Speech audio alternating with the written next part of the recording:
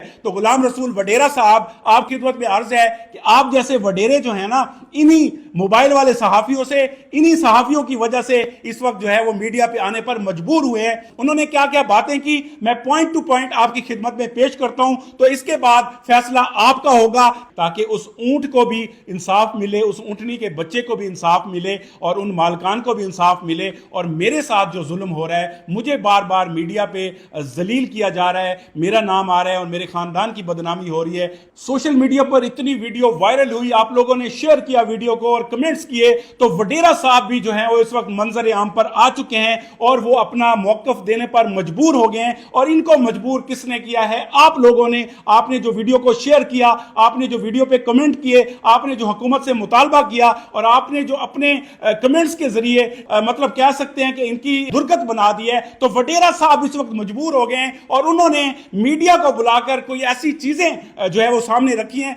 जिसमें वो अपने आप को बेगुनाह बनाना चाह रहे हैं। वो चाह रहे हैं कि मीडिया के जरिए मैं कुछ ऐसी चीजें लोगों तक पहुंचा दूं जिससे लोगों को यह लगे कि मैं बिल्कुल बेगुनाह हूं। उन्होंने क्या क्या बातें की, मैं पॉइंट टू पॉइंट आपकी खिदमत में पेश करता हूं, तो इसके बाद फैसला आपका होगा कि वडेरा साहब की जो बातें हैं वो आपकी समझ में आ रही हैं। अगर वो ये बातें कर रहे हैं तो वो क्यों कर रहे हैं? उन्होंने इल्जाम लगाया है कि ये जो अताई सहाफी हैं, ये जो मोबाइल वाले सहाफी हैं, ये जो बार बार आ जाते हैं, झूठी खबरें फैला रहे हैं, तो सबसे पहले तो इनके ऊपर कार्रवाई की जाए। तो गुलाम रसूल वडेरा साहब, आपकी खिदमत में अर्ज है कि आप जैसे वडेरे जो हैं ना, इन्हीं मोबाइल वाले सहाफियों से, इन्हीं सहाफियों की वजह से इस वक्त जो है वो मीडिया पे आने पर मजबूर हुए हैं और कभी शायद ना आते, गरीब लोग आपको सामने ना ला सकते, लेकिन अब आप मजबूर हुए हैं, सामने हैं, तो ये खैराज तहसीन पेश करना चाहिए ऐसे लोगों को जो लोग वहां पे पहुंचे, वहां पे वीडियोस बनाई, इस चीज को वायरल किया। तो उन सब लोगों को मैं सैल्यूट पेश करता हूं और उसके अलावा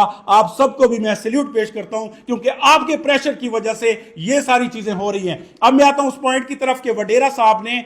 मीडिया टॉक करते हुए क्या कहा है और किस तरह अपने आप को बेगुनाह साबित करने के लिए उन्होंने चीजें रखी हैं, तो मैं आपके सामने पेश करता हूं। गुलाम रसूल साहब ने यह कहा है कि हम हुकूमत से अपील करते हैं, ये जो अताई सहाफी हैं, जो मोबाइल वाले सहाफी हैं, इनके ऊपर जो है कार्रवाई की जाए कि ये जो है गलत खबरें फैला रहे हैं और ये जो कुछ मीडिया पे बता रहे हैं ऐसा कुछ भी नहीं है। और इसके अलावा उन्होंने कहा कि सिंध हुकूमत जो है वो पंजाब हुकूमत की तरह एक ऐसा कानून बनाए जिसके अंदर हत्या के इज्जत का जो है वो दावा दायर हो सके और इस तरह के जो मोबाइल वाले अताई सहाफी हैं उनको रोका जा सके, जिनकी वजह से जो है वडेरा साहब को मतलब खलबली मच गई है और उनको भी मीडिया पे आना पड़ गया है। उसके अलावा उन्होंने कहा कि जिन लोगों ने ऊंट के बच्चे की टांग काटी है, ये बहुत बड़ा जुर्म किया है और उनको सजा जो है वो जरूर मिलनी चाहिए और मैं इस चीज के हक में हूं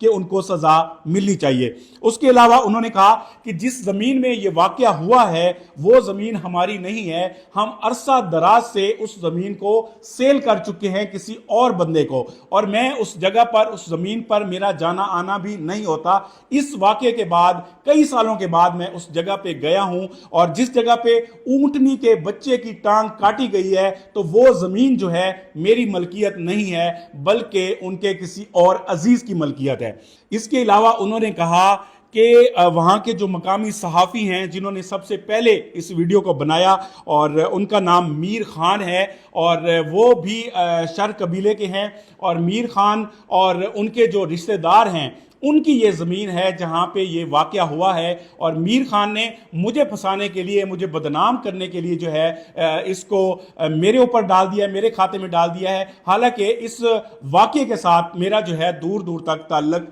नहीं है। इसके अलावा उन्होंने कहा कि पुलिस जो है इस चीज़ की इंक्वायरी करवाए, अगर मैं इसमें मुलविस हूँ तो मुझे सज़ा मिलनी चाहिए, अगर ये किसी और की ज़मीन है, दूसरे लोगों की है, दूसरे रिश्तेदारों की है तो फिर उनको ये सज़ा मिलनी चाहिए। और जिस तरह से मीडिया के अंदर मेरी बदनामी हो रही है तो उन्होंने कहा कि मैं ये समझता हूं कि एक तरफ तो ऊंटनी का नुकसान हुआ है, ऊंटनी के साथ जुल्म हुआ है और दूसरी तरफ मेरे साथ भी उसी तरह का जुल्म हुआ है कि मेरी जो है इस वक्त ट्रोलिंग की जा रही है और मीडिया के ऊपर मुझे बदनाम किया जा रहा है, हालांकि इस वाकये के साथ मेरा कोई ताल्लुक नहीं है। इसके अलावा उन्होंने कहा कि मैं वजीर आला सिंध और गवर्नर सिंध और इसके अलावा आईजी से मुतालबा करता हूं कि जल्द جلد از جلد اس کی انکوائری کرائی جائے اور جو اس کے ملزمان ہیں ان کو سزا دی جائے، اور میں قرآن پہ حلف دوں گا اگر میں اس چیز میں ملوث ہوا تو مجھے سزا ملنی چاہیے، اور اگر میں نے یہ جرم نہیں کیا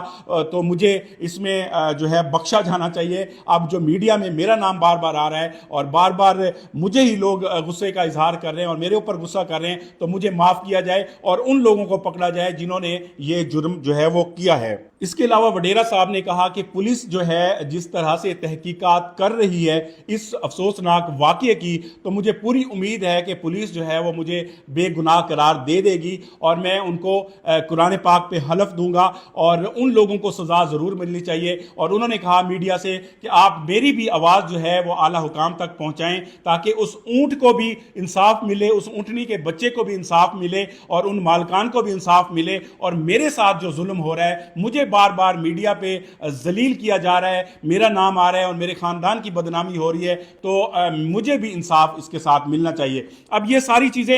جو وڈیرا صاحب نے، غلام رسول صاحب نے میڈیا کے سامنے آ کے بات کی، تو میں نے پوائنٹ ٹو پوائنٹ آپ کی خدمت میں پیش کی ہیں۔ تو اس کیس کے اندر جیسے جیسے مزید جو ہے اپڈیٹس آئیں گی، ڈیولپمنٹ ہوں گی، تو میں آپ کی خدمت میں پیش کرتا رہوں گا۔ تو آپ نے ساتھ کے ساتھ اپنے کمنٹ کر کے اپنی رائے کا اظہار ضرور کرنا ہے۔ جو چیزیں میں نے آپ کی خدمت میں اس ویڈیو کے ذریعے رکھی ہیں تو اس پر آپ کا کیا کہنا ہے، اگر ممکن ہو، اگر آپ کو اچھا لگے تو ویڈیو کو لائک ضرور کر دیا کریں۔ انشاءاللہ پھر اور اپڈیٹ کے ساتھ آپ کی خدمت میں حاضر ہوں گا۔ شکریہ۔